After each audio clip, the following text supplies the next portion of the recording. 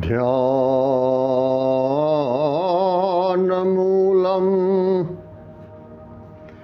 गुरुर्मूर्तिः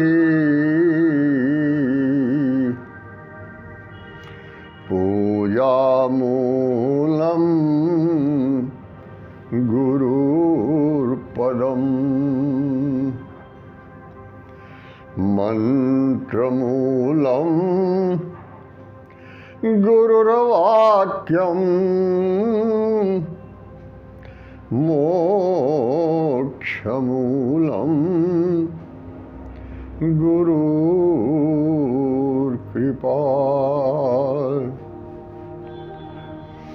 गुरुर्ब्रह्मा गुरुर्विष्णु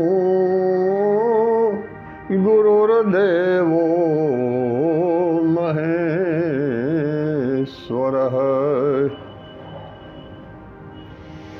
गुरुर्साक्षात्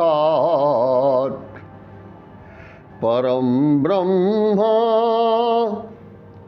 तस्मै श्री गुरवे नमः। अखण्डमण्डलाकारं व्याप्तं येन चराचरम् तत्पदं दर्शितं येन तस्मै श्री गुरवे नमः। अज्ञानातिमिरान्धस्य ज्ञानाञ्जनशलाकया चक्षुरुन्मीलितं येन तस्मै श्री गुरवे नमः। नमस्ते नाथ भगवन् शिवाय गुरुरूपिणे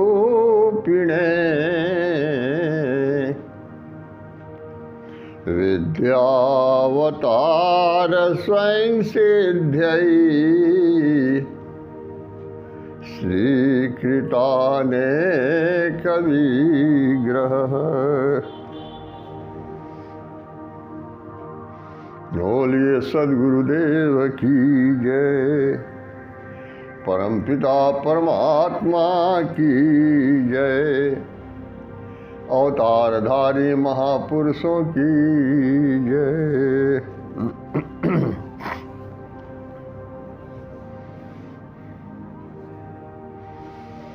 साँझ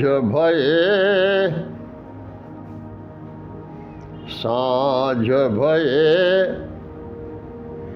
दिन थकित भयो,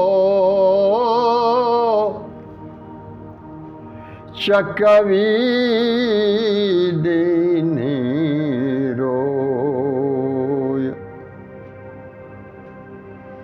चल चकवा वही देश को जहाँ रैन दिवस ना हो। संध्या होते ही चकवा और चकई दोनों का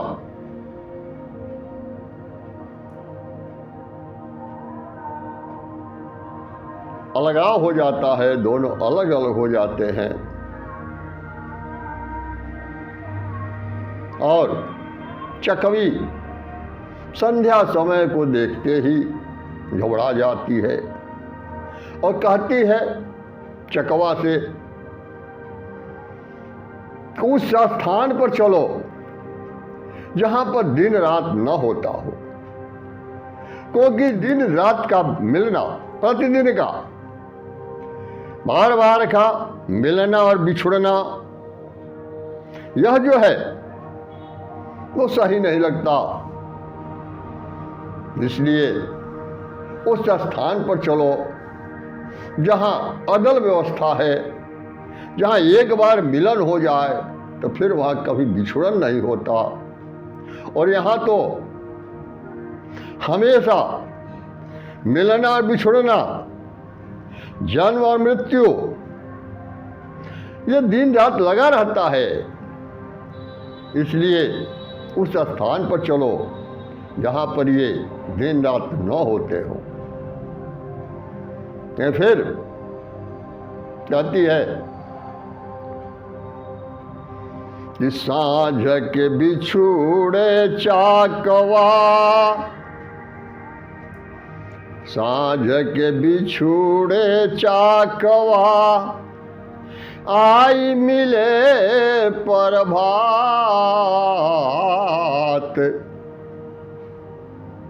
जो जन बिछुड़े नाम से, तो दिवस मिले नहीं रात।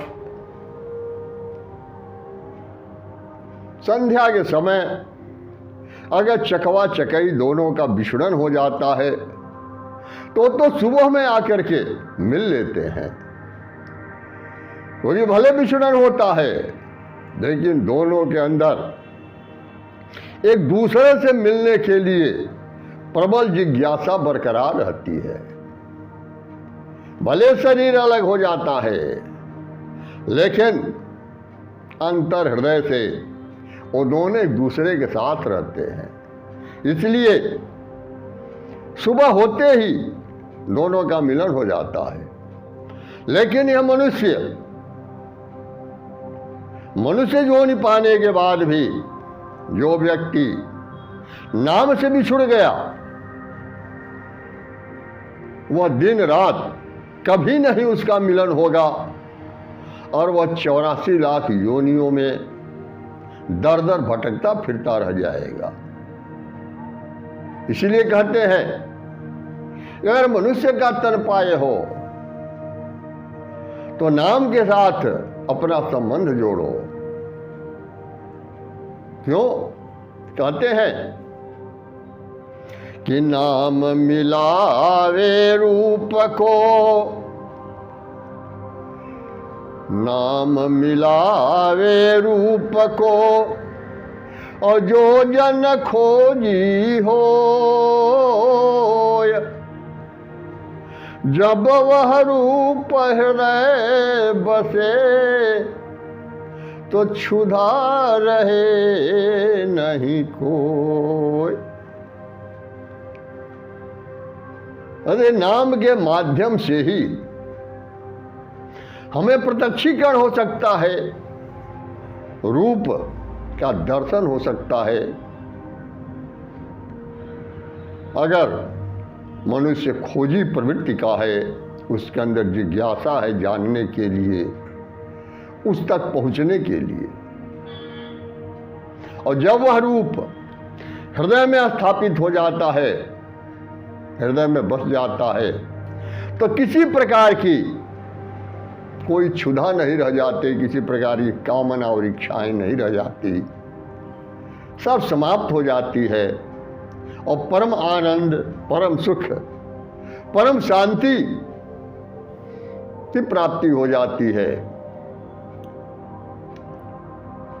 लेकिन स्थिति तो यह है कि नाम के बारे में न तो किसी के अंदर जानने की जिज्ञासा है, जानना चाहता है, और ना ही नाम के बारे में कोई बताना भी चाहता है। शब्द को ही नाम समझ लेते हैं। और आज तो वर्तमान में कुछ ऐसे वर्ग हो गए हैं जो केवल इतना ही उपदेश देते हैं कि जहां लाख कर्म कुकर्म करते रहो, एक बार अगर तुम्हारे मुख से राम शब्द निकल गया तो जन्म जन्मांतर का पाप तुम्हारा नष्ट हो जाएगा। आश्चर्य होता है ऐसे महात्माओं की वाणी पर। तो किस आधार पर वो ये बात कहते हैं, शायद उन्हें अनुभव नहीं है। क्योंकि कृष्ण तो अवश्य कहते हैं सीधे कि अवश्यमेव भोक्तव्यम कृत कर्म शुभाशुभम। जो भी कर्म करेगा उसका परिणाम भोगेगा। दूसरी चीज यह है कि राम और कृष्ण कोई नाम नहीं है, यह तो शब्द है।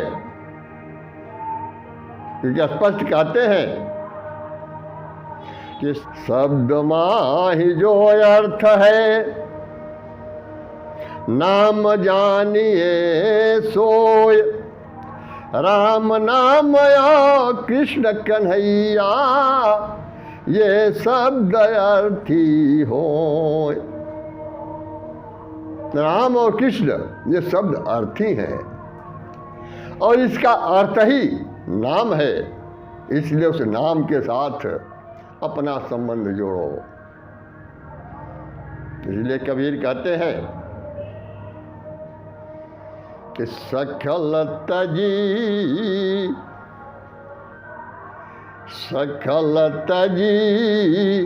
नाम सुमेरु मोर भाई।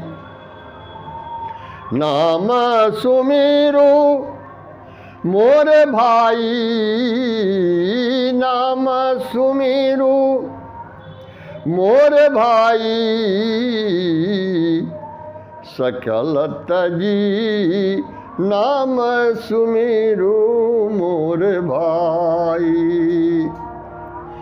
माटी के तन माटी में मिली है, माटी के तन माटी में मिली है, और पवन में पवन समाई। पवन में पवन समाई।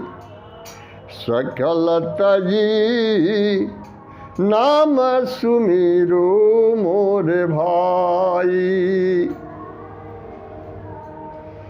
संपूर्ण का परित्याग करके और नाम का सुमिरन करो, क्योंकि यह पंचभौतिक शरीर पांचों तत्वों में विलीन हो जाएगा। यह कुछ समय के लिए पंचायती भवन है जो तुमको मिला हुआ है, और यह पंचायती भवन के पांचों मालिक हैं, क्षितिजल पावक गगन समीरा, और ये पांचों अपना अपना सूक्ष्म अंश को ले लेंगे और उसके बाद यह समाप्त हो जाएगा। ये कहते हैं माटी के तन माटी में मिली है, और पवन में पवन समाई। सकल तजी नाम सुमिरो मोर भाई। जतन जतन से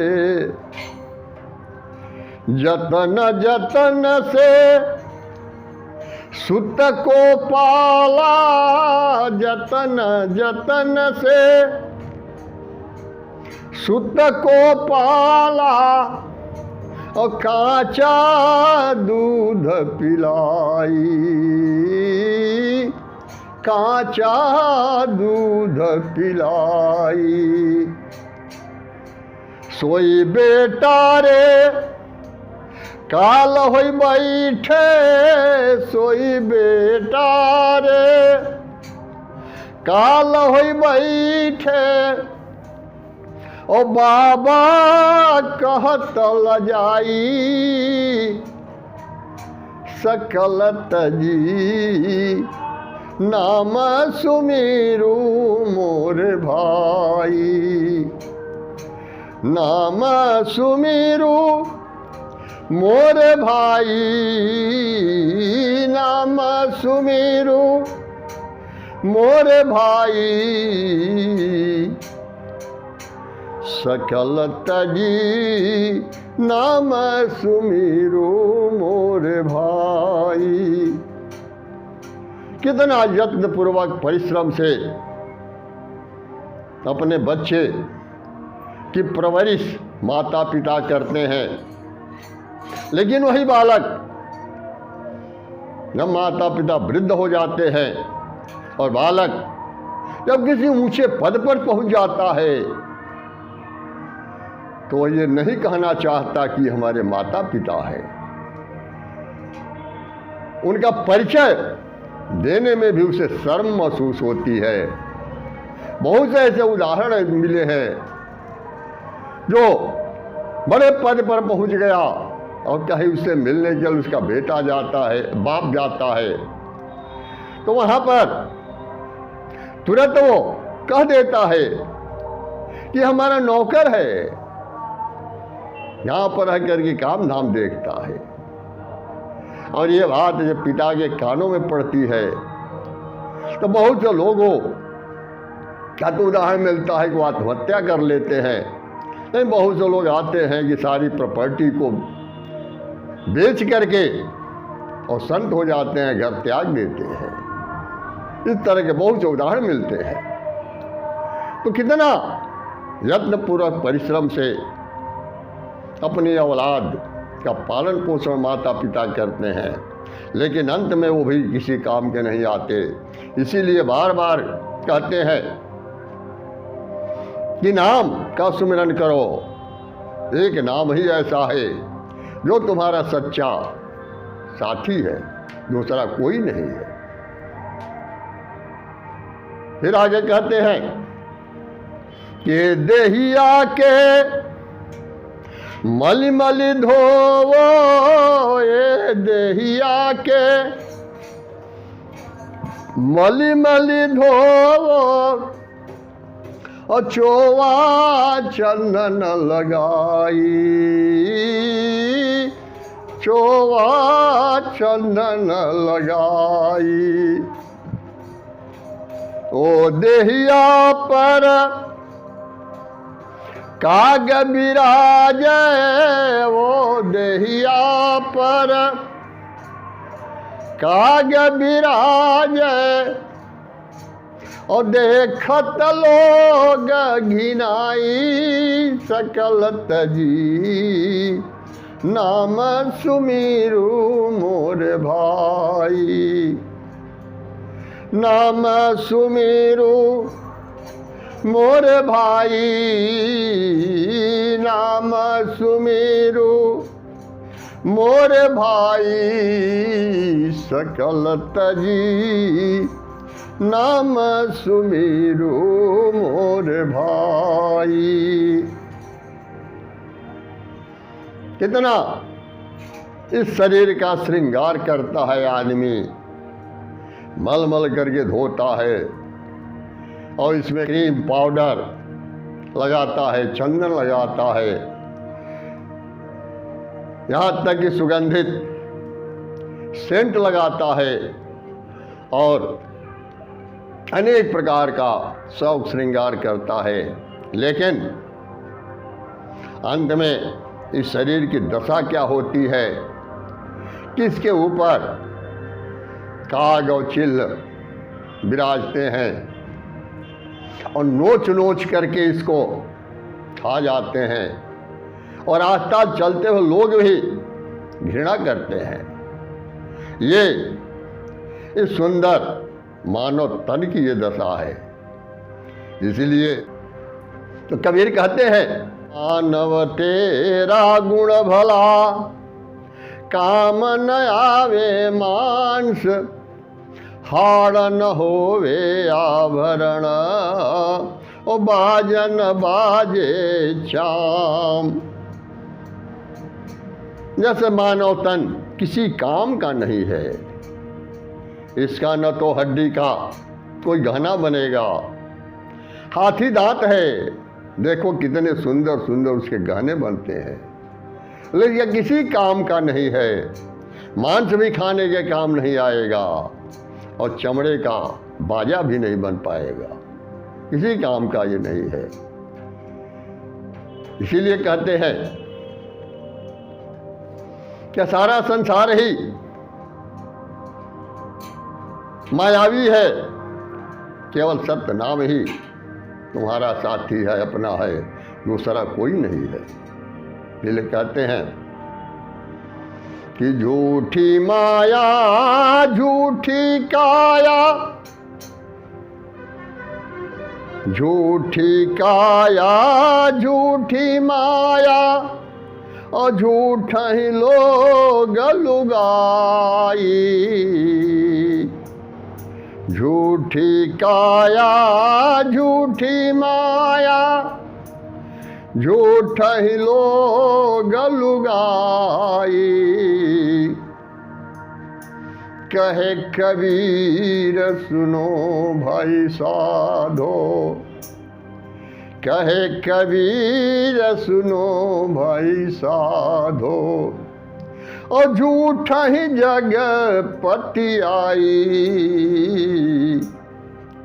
सकल तजी नाम सुमीरो मोर भाई। नाम सुमेरो मोरे भाई। नाम सुमेरो मोरे भाई। सकल तजी नाम सुमेरो मोरे भाई। हम देखते हैं इस संसार में अगर सत्य बात कह दीजिए तो लोग दौड़ा लेंगे, कोई सुनने के लिए तैयार नहीं है। और सारे संसार में झूठ का ही व्यापार है, झूठ पर ही सबका विश्वास है। इसीलिए अनेक प्रकार के झूठे ग्रंथों की रचना कर दिया गया, जिसमें यह सारा संसार ही उलझा हुआ है। सत्य को जानने का कोई प्रयास नहीं करता। ये देखते हैं कि मंदिर, मस्जिद, गिरजाघर, गुरुद्वारे का निर्माण हमने किया है। उसके अंदर जो भी मूर्तियां रखी हुई है, उस मूर्तियों के अंदर प्राण प्रतिष्ठा हमने किया है। हम ही उसकी जा करके आरती उतारते हैं, सब कुछ हम करते हैं, लेकिन हम अपने आप को नहीं पहचान पाते कि आखिर हम हैं कौन। हम अपनी शक्ति को नहीं पहचान पाते। और जब तक इस घट में श्वास चल रहा है, जब तक हमारे अंदर वह शक्ति मौजूद है, तभी तक हम शक्तिशाली हैं। और जिस दिन शक्ति इस शरीर से हट जाएगी, शिव की शक्ति अलग हो गई, शिव शव हो गए, और फिर शव का कोई अस्तित्व नहीं है। शव की वही दशा होती है जो प्रतिदिन तुम अपनी आंखों से देख रहे हो। लेकिन दुर्भाग्य की बात है कि देखते हुए भी दिखाई नहीं देता। उदाहरण के लिए एक छोटा सा दृष्टांत मैं आप लोगों के सामने रख देता हूं। एक गुरु अपने शिष्य को भिन्न भिन्न तरीके से संसार की असारता के बारे में समझाता था, बताता था। वो दिखाता था कि संसार में कोई कुछ भी तुम्हारा नहीं है, एक परमात्मा ही तुम्हारा अपना है। सतनाम का सुमिरन करो। लेकिन उस शिष्य के समझ में बात आती नहीं थी। बार बार कहते थे, परिवार में रहते हुए, सब कुछ करते हुए, अपने ध्यान को परिवार में मत रखो, संसार में अपने ध्यान को मत रखो, ध्यान को परमात्मा की तरफ जोड़ दो, सूरत को, ख्याल को परमात्मा के साथ जोड़ो, संसार में उसको मत लगाओ। लेकिन शिष्य के समझ में बात आती नहीं थी। एक दिन गुरु महाराज शिष्य को बोध कराने के लिए और लेकर गए मणिकर्णिका घाट पर, जहां मिनटों मिनट चिताएं जल रही है। वह भी गया, बैठा, बड़े ध्यान से देख रहा था। चिताएं जल रही है, कोई रो रहा है, कोई कुछ कर रहा है। चारों तरफ शांत वातावरण है। शाम जब हुआ, संध्या के समय गुरु महाराज पूछे कि अब बताओ, दिन भर तू यहां रहा, क्या समझ में आया तुम्हारे? कुछ बात समझ में आई? शिष्य कहा कि हाँ महाराज, मैं अब समझ लिया। क्या समझ लिया? तो कहा कि अगर यहाँ पर लकड़ी का रोजगार कर दिया जाए तो बहुत बढ़िया रोजगार चलेगा। गुरु जी हंसने लगे। गुरु सोचे और कहे कि पत्थर पर का मारना चोखो तीर न साए। इस शिष्य का जन्म जन्मांतर का स्वभाव ही इस तरह हो गया है कि लाख अगर प्रयास करिए तब भी बात हमारी समझ में उसको आती नहीं है। तो इस तरह के संसार में सभी लोग हैं, जन्म जन्मांतर का आवरण चढ़ा हुआ है। इसलिए बार बार हम यही निवेदन करते हैं तमाम लोगों से कि आप संसार में रहिए, परिवार के अंदर रहिए, सब कुछ करिए, लेकिन संसार को वर्ण मत करिए। अगर वर्ण करना है, शयन करना है, तो आप अपने आप को करिए, आप परमात्मा को करिए, सतनाम का सुमिरन करिए और अनवरत अपनी यात्रा को सफल बनाइए। बोलिए सद्गुरुदेव की जय, परमपिता परमात्मा की जय, अवतारधारी महापुरुषों की जय। ज्ञानी को, ध्यानी को, गुप्त को, प्रगट को, सकल संत समाज को सत्य नाम साहे।